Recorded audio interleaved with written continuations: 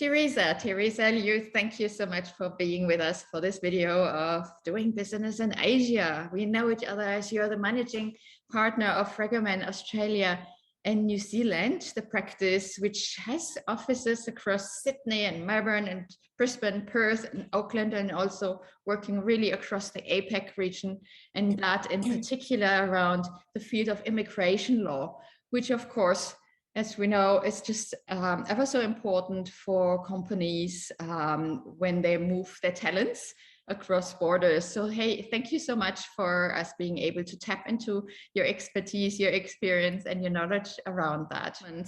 And I'd love to have you just tell us a little bit more about yourself and also the company, please. Thanks, Gabrielle. It's really nice to talk to you. And we always talk about how interesting the times are at the moment during COVID, and obviously with mobility, a really hot topic at the moment in terms of what is going on and what might be going on as we recover from COVID as well. So thank you very much for the introduction. I have been a practicing immigration lawyer since about 1996. So it's been a really long time, and I've seen so much change both in Australia but within the region in terms of how governments have adapted to the needs of business, the fact that the economy is global, and here in Australia and in Asia there is so much reliance on trade as part of the well-being of each of the economies within Asia, within Australia, and its future growth as well. So Fragomen is is the largest immigration services provider in the world. We're sole practice. We've got more than 3,000 employees around the world, located in all offices across the globe. We organise ourselves in regions. So I sit here in Sydney, Australia. We're part of the Asia Pacific region. And again, we have offices throughout the region. We are a full service law firm here in Australia, which means that we deal with all types of immigration. But the primary focus of Fragomen in Australia and worldwide is around corporate sponsored visas, employers, national and multinational companies, as well as entrepreneurs and investors as well. So what's your definition of mobility within that work that you're doing? So mobility of in the context of employers or entrepreneurs is the movement of a foreign national from one country into the other, as well as how fluid you can have people move around, say within the Asia region or beyond, in order to do business. So whether or not that's an entrepreneur and investor, someone that wants to set up business, or a skilled worker who needs to move within one country to another. And I think right now as well, mobility in an immigration sense is also immigration within a country, because there are a lot of restrictions, whether in Australia or in, say, China, in terms of your ability to move within your state or province as well. So that's kind of broad brush. When I think about our clients and our corporates, mobility is really in three buckets. One is your traditional short-term travelers, so business people that come in for a number of weeks or a couple of months for business. Those that are longer term, so on assignment or rotation. And the third is those that are moving, on a permanent basis, so for permanent establishment or to permanently work within the business as well. We would have three buckets of clients. One is multinationals, so those that rapidly move and organise themselves in a very global fashion. The second are, I'll call it more national-based, headed Australian companies. And then the third are probably those that are coming into Australia to establish a business, or who might go to Singapore, Hong Kong, etc. So they're the three buckets. But by and large, and I think when I think about mobility, in its broader sense is probably more towards that kind of multinational. So those that have, and they're probably more interesting because they're the ones that are most impacted at the moment in terms of the COVID immigration provisions. And so whether it's on projects or on assignment, or it might be because they have a training program for, new graduates or, those of a couple of years experience. And as part of that program, they move people to different markets as part of their program of development and understanding of different markets that will enhance their ability to, service their clients kind of confidently and progressively as well. What trends and changes across Asia have you seen due to COVID? The mobility of people has really been affected by health concerns, and therefore immigration rules and emergency measures that have occurred, which is really all about limiting the amount of people that go into Singapore, Hong Kong, China, Australia. And I think Asia is quite different from the rest of the world in that the way that Asia has dealt with COVID, because in some countries they've managed that with very low numbers, but neighbouring countries like Indonesia, India have been high, is that they've done that through really travel restrictions, quarantine, and so on. So that's probably saying the obvious. So that is one kind of large trend. And so in a way, the immigration policy is forcing a mobility trend, which is less people, unless, in essence, and this is across Asia, but the definition is probably different, unless they're an essential worker, a critical sector, an innovator, etc., then you would have better prospects of entering the country. So that's the trend that we're seeing. However, the current trend, and Singapore is a really good example because Singapore is a real hub for the region, is that Singapore has probably been the most aggressive in terms of trying to open up. So trying to get those feeders of mobility and trade along. So they're the most aggressive in terms of trying to establish travel bubbles. So whether it's with Australia or Hong Kong, Brunei, etc., they're probably the most active in terms of looking at those and trying to establish them. And also some of their rules in terms of tiering. So they have different tiering where they rate countries depending on their, I'll call it health COVID rating. And that then determines the level of quarantine that's needed, the level of COVID testing that's needed pre, post, etc. As well. And then you have variations of that, whether it's, say, China, in Australia, obviously, we've got a pretty heavy travel ban as well. But the concepts are all the same, is that at the moment, there is trying to balance the recognition that you need there is a skills gap, for one thing. So you need certain people to come in, but balancing that against the pressure on the health system and the protection of the health of individuals. And as vaccination rates are not quite at the level, I think that, the region wants as well. So it is somewhat complicated, but they're probably the major trends that we're seeing. And so probably the more interesting question is probably what might happen post-COVID as well, because these are all emergency measures. And, I think to my mind, there's a couple of themes. One is health policy is always going to be linked to immigration policy going forward. And secondly, I think this reversion back to a protectionist policy is probably going to come back again. So pre-COVID, because of higher unemployment rates, there was a bit of a drive around protectionist behaviour. So, trying to put caps in place, labour market testing, etc. That will return. However, I think there's going to be a lot more agility in that policy, because there's simply a real lack of people at the moment in region, in country, Mhm. and a real skills gap. So there's that element there as well.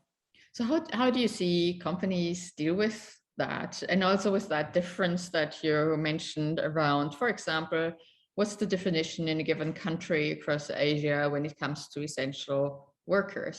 So we're obviously describing something Yeah, that it's although that region has in common as a challenge, but at the same time different approaches to it, right? yeah. So workforce planning is really difficult and complex, because the concepts and the definitions are similar, but they're not the same. So if you've got, and we have this, say engineers that are coming in to do a project in Australia, and then, like, this is traditionally, then they'd go off to, somewhere in Indonesia or wherever to Mm-hmm. do another project. Mm-hmm. Yeah. That flow is not as simple anymore. And so, for instance, in the Australian environment, it's a fairly complex system of getting the visa and a priority list, and then getting the exemption. Also, depending on various definitions of, is it on a priority occupations list? Is it in a critical sector?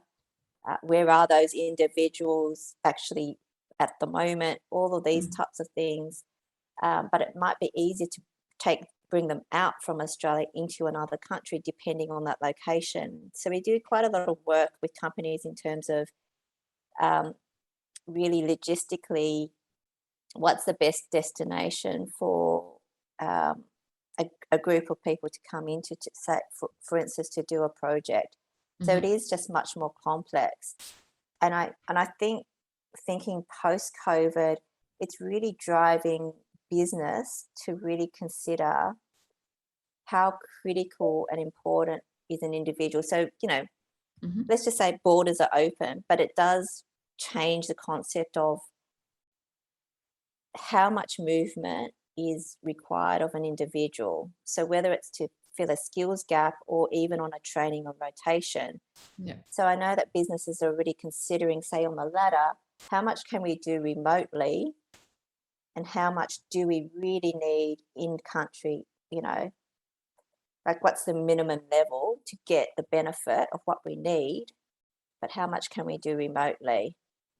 As well. So some of that is not just because of the immigration program, but it's just all these considerations that is just more complex, logistically more difficult, particularly if, depending on the health policy, there's still an element of quarantine or testing, health insurance. There's all these kinds of elements that if something, say, goes wrong, i.e., someone does become seriously unwell, what's your exit strategy, to move those individuals out, particularly from a country that does not have a strong health infrastructure, as one example. So I think there is a real consideration at the moment about what mobility is really going to look like. And so I think by and large, there's probably going to be less travel than there used to be. Also into the post-COVID era for some time to retain. Interesting. And I wonder if you see any specific trends then for rural areas, because you know how rural areas often presented as really instrumental triggers for economic recovery post-COVID. Do you see any particular trends there in terms of mobility? Yeah, so this is where I kind of said it's probably going to be a protectionist policy with agility. And what I mean by that is I think governments will be looking to target particular sectors or particular individuals that are going to particularly benefit the economy. So thinking of Australia as one example, and you hit upon regional visas, those current, if I think about now, even the current COVID policies that overlay our immigration system, there is priority processing or order, what is called a direction of order processing, that if you are in the sector of agriculture or you're applying for a regional visa, you would get, you'll be higher up on the list to have your visa processed than a usual corporate in another sector. So that's just kind of like one example. So agriculture is a really interesting one, and regional Australia, because that is something that the government is in Australia definitely fostering. In Singapore, they have a tech visa, technology visa, which is really trying to enable high tech people and businesses to enter Singapore and create a innovative tech hub. So that's another targeted way of trying to bring in kind of, you know, top talent and businesses in that area. And in China, they don't have a specific visa, but they have concessions on the employment passes for those that are in science or technology that can show that they're innovative as well. So I think the immigration programs are going to get more specific depending on the needs of the economy, and where the government perceives where that growth area or focus should be. Is that something that is influenced as well by regional integration? So I'm thinking of more and more free trade agreements, different ways, different conditions and provisions around mobility. Is that something that influences that entire trend?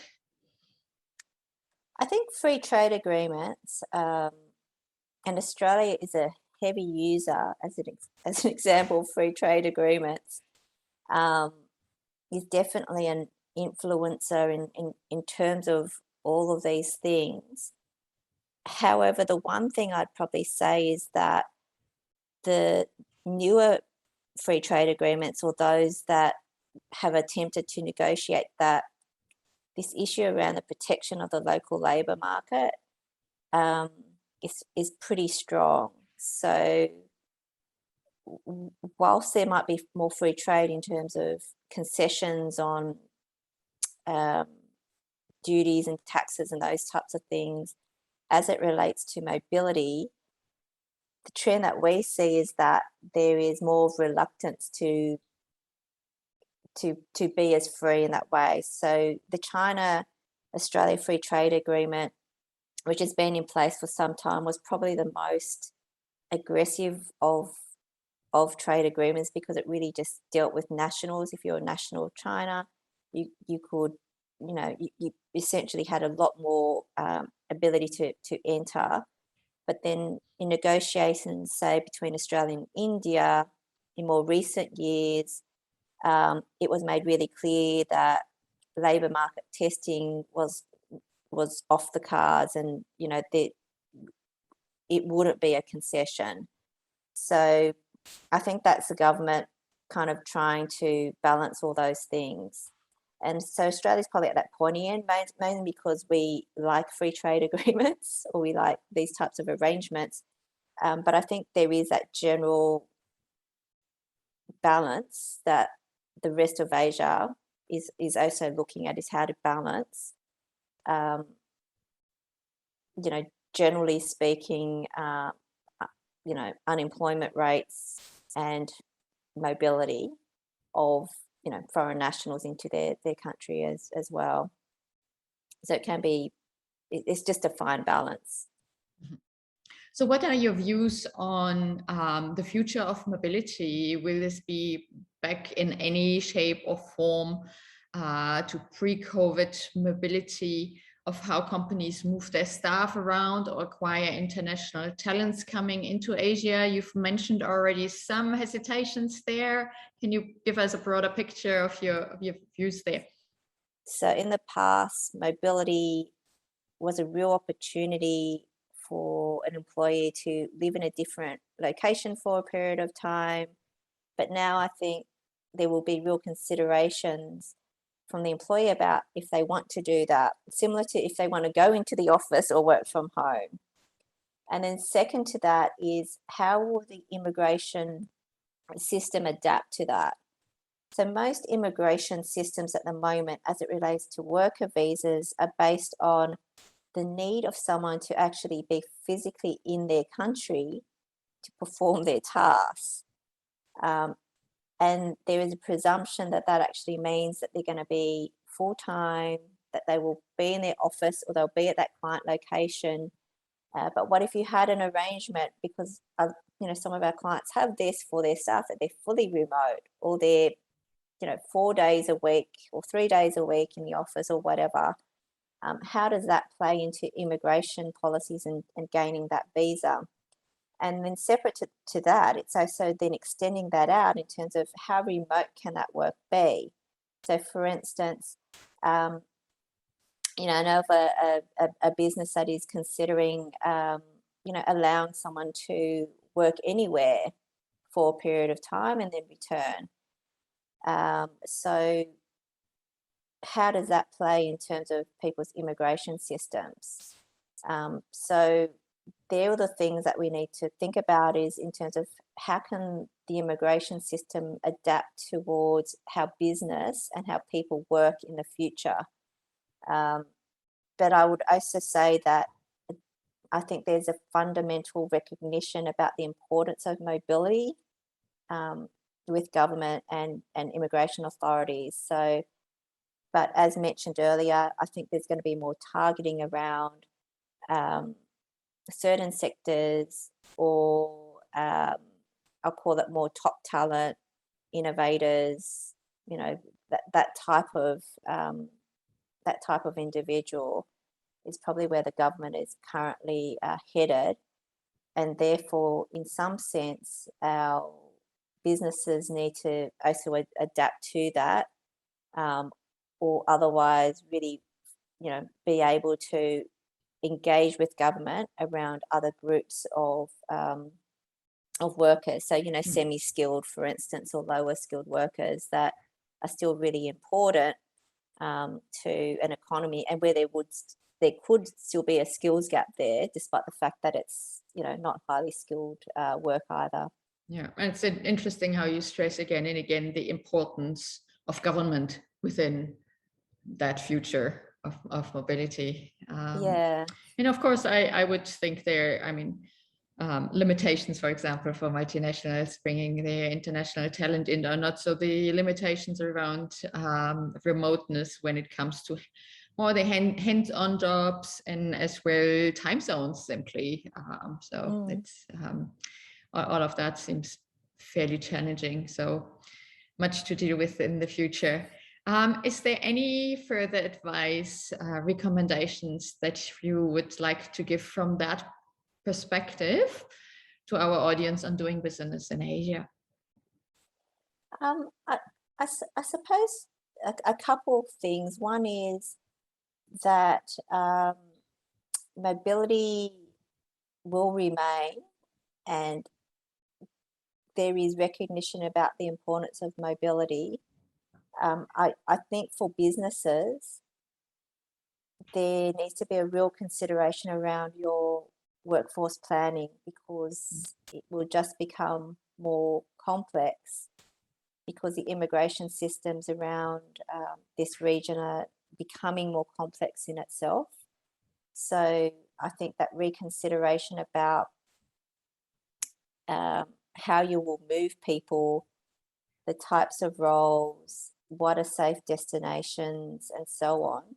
It's just a much more complex decision-making process that will need to happen. However, I also wanted to say that in some regard, there are also moves to try to simplify that system as well. And I think recognition that right at the moment, it can be overly complex. So as one example, in Australia, the government released, they had a select committee on migration who released a report on skilled migration that followed quite a lengthy period of consultation that Fragomen obviously participated in. We gave evidence on, and some of their recommendations are very business friendly. So things like how to reduce the need for labour market testing for multinationals or Australian headed businesses where you're bringing in your staff from overseas. There's some concessions around there. How can you move people from anyone that comes in on a kind of work visa to a permanent visa in a much more streamlined way than the current arrangements where, depending on the occupation, they may not have a pathway to permanent residency. And then some other concessions from a kind of fee paying perspective as well. So there are considerations there. So I suppose my kind of final comment there is that the immigration landscape just continues to change, and it's just important to be across what those are.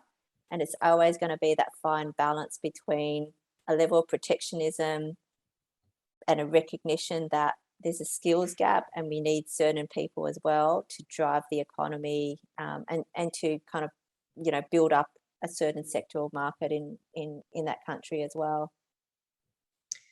Teresa Liu, Managing Partner of Fragomen Australia and New Zealand and member of the Committee for Economic Development of Australia. Thank you so much for the insights that you've shared today.